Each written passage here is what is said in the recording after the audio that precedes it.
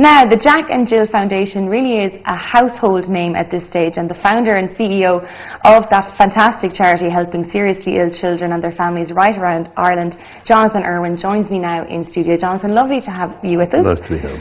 Tell me, you started this foundation because you have your own personal experience with your beautiful son Jack, so tell us a little bit about that. Marianne O'Brien, my wife, and myself had a lovely son called Jack, as you so rightly say, born on a strange day, 29th of February in '96, and he was ground like you and me. Second day of his life, he had a trauma, we'll never quite know what, in the nursery, in the maternity hospital. He was quite a mucousy baby, so we suspect that he choked and probably choked to death before they discovered him. He was resuscitated, but obviously the starvation of oxygen to his brain had sent the whole of little Jack's telephone exchange crashing. Certainly when we got him back in an incubator with bells and whistles, he certainly couldn't swallow.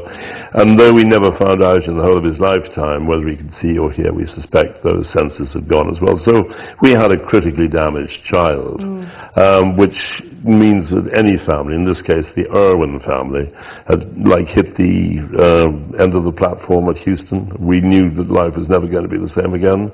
And 6 weeks later we plucked up our courage to find out, because we knew Jack couldn't stay there forever, nice and cozy. And we were going home to a home, which is ours, 50 miles from Dublin. It's just like everybody else's home, with no skills to look after a baby on death's door. And so we went to talk to the senior pediatrician, wonderful man, and he said, look, this is worse than you think. He cries 24 hours a day. He takes 18 hours to feed through his little tube. The strain on you both have a job. Marianne was growing Lily O'Brien's at that stage. You just won't be able to take it. It'll break up your marriage, which luckily it didn't. But it'll certainly ruin the childhood of his two sisters, Lily and Molly, and his brother Fonzie. And I have no route map to give you whatsoever. And remember, this is the Republic of Ireland at the height of our rich fame. And the only advice I can give you, if you want to get out of this trap, is in about 3 weeks' time, drive him back up from your home in Kildare, get him admitted to, say, Crumlin, because that's the nearest to you, knowing you're going to abandon him. And then, and only then, will the state do anything about this. Well, you know, we were all talking about Romania and China at that stage. This was Ireland. Well, of course we didn't abandon Jack, but he was right in everything. We tried for 3 months to look after Jack, and it was really tough. And then one day, a lovely lady came off the packing lines at Lily O'Brien's and said, look, I was a nurse before I got married. I've heard about this tragedy. Can I come and meet Jack and see if I can help you? Duck to water. And then over the seemed to be like next 10 days, lovely ladies from the outlying villages around us in the Kildare-Carlow border knocked on the door. They didn't know us, we didn't know them, but they'd all heard of Jack. And so it ended up the remaining 18 months of his life. He was nursed around the clock by these extraordinary ladies.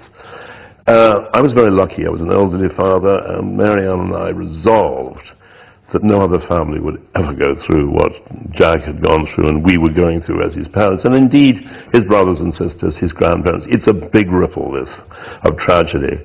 And I knew I could look back into the industry I'd been in for 35 years, which is the horse racing industry, and I knew I could look back to my pals there and get the first tranche of oxygen, first tranche of money.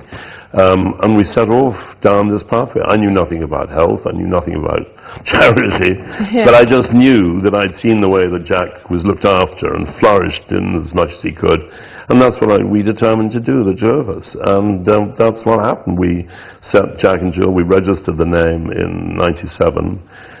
We bring early intervention, home care, home nursing to the child wherever she or he is, anywhere in Ireland. Since then we've looked after just over 1,300 babies and their families. And at the moment I have round about 270, 280 on my books. I've got 68 to give you some idea of how local it is. It was 68 babies in the Dublin city and county alone, and let's say 4 in Wicklow because it's a bit smaller. But it's a terribly sad, it's the worst problem really. It's all dreams and illusions smashed. You mean, having a baby is the most exciting thing, that's why we're here. And to have a little fellow or a little girl who's not going to be able to grab life like you and me is very distressing for families. And the families themselves, I mean, you spoke so eloquently about it there and how it really does ripple through the immediate family, the extended family. It can only be described as the most horrific time in any family's life, but to have that support from the Jack and Jill Foundation is incredible. And the fact that you've just said that the advice you were given was to say you were going to abandon your child, and that's the only amount of support that would then be on offer from the government, that's a crazy thing to say. It's a very chilling thing to say. I mean, I do understand it historically, because we were, let's face it, we were a poor country, and probably the government didn't have enough revenue to support these children. And they took a gamble, because we had very large families at the same time, that Jack would go home, and let's say if you were his elder sister, that you'd get the lovely job of being his mummy and looking after him. But that's no longer the case anymore. Families are smaller. Oh, much smaller. And I tell you, there's a lot of negatives, everything to do, as the doctor so well again put it to me. He said, you know, little Jack would love you and his family as much as any child would wish to love their parents and their family. But because of his condition, unfortunately, every wave coming out of his incubator is a negative. Everything is negative. And one of the negatives is, and I see it so often, is isolation. If you can imagine it, we're all, I think, a bit shy about chronic illness.